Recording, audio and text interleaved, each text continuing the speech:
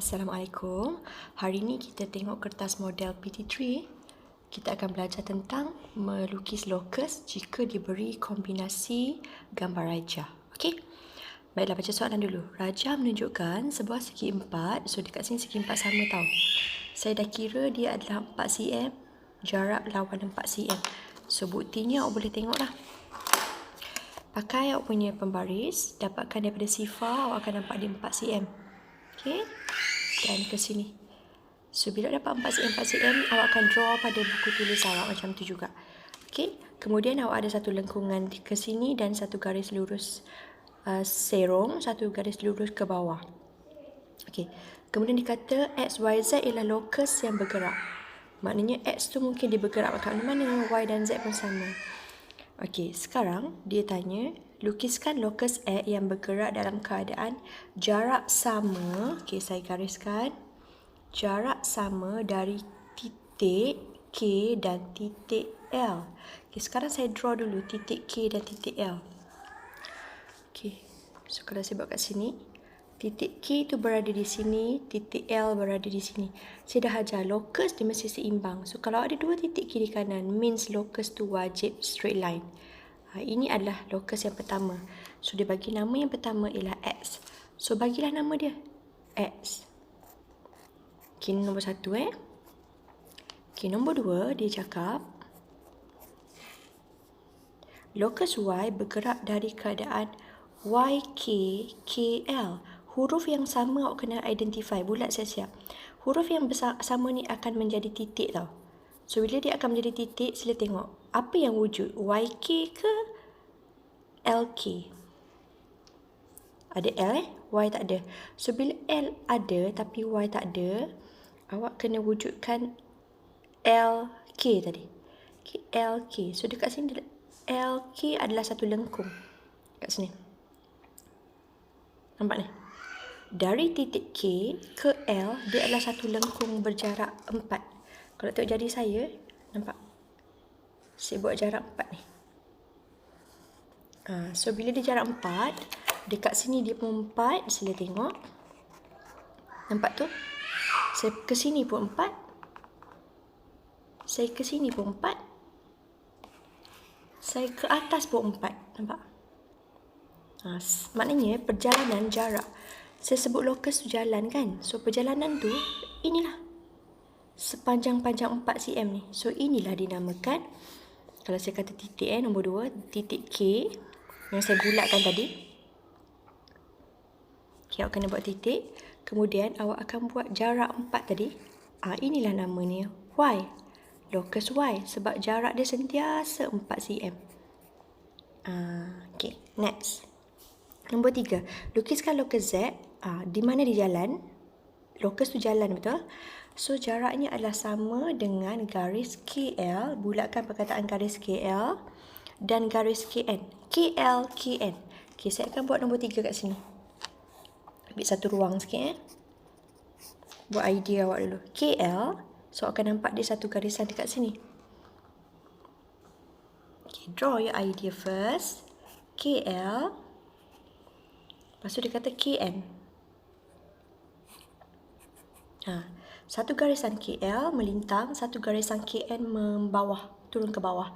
So, saya dah ajar, lokus sentiasa nak bagi balance. Kalau ada satu garisan macam ni, dibentuk macam sempang, so make sure lokus awak tu di antara.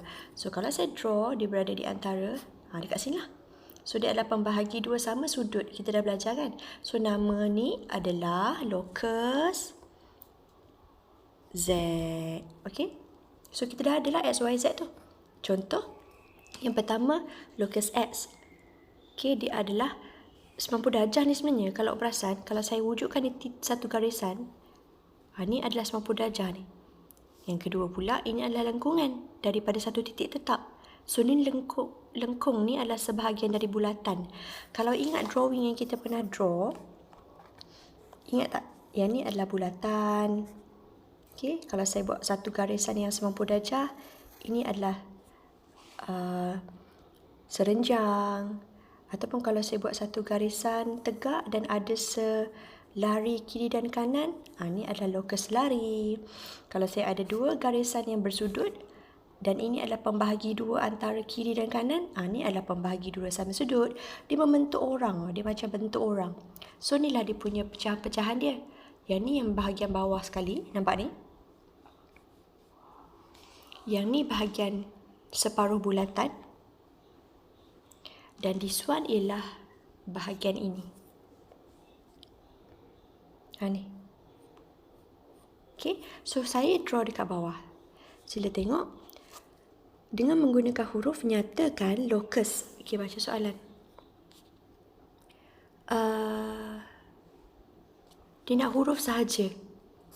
So, bila dia nak huruf sahaja, awak tak perlu draw lagi lah. Okay, bila tak perlu draw lagi, awak tak perlu draw yang garisan ni. So, terus tulis answer. Yang pertama, hurufnya adalah ini. Saya kata straight line kan. So, nama dia R-S. Straight line. R-S. Yang kedua, saya bagi tahu dia adalah lengkungan yang ni. So, nama dia N-U-L. N-U-L. Ataupun L-N. Sama je. Awak nak buat L-N-U-N pun boleh. Awak nak buat N-L pun boleh. Awak nak buat L-N pun boleh. Benda yang sama. Semua ni sama. Okay, bila saya buat tanda gini, maknanya dia samalah. Okay, nombor 3. Okay, lukiskan, nyatakan. Nampak perkataan kata kunci di huruf. Nyatakan. So, tak payah draw. Nyatakan. So, bila tak payah draw, awak punya jawapan ialah ini. Ini.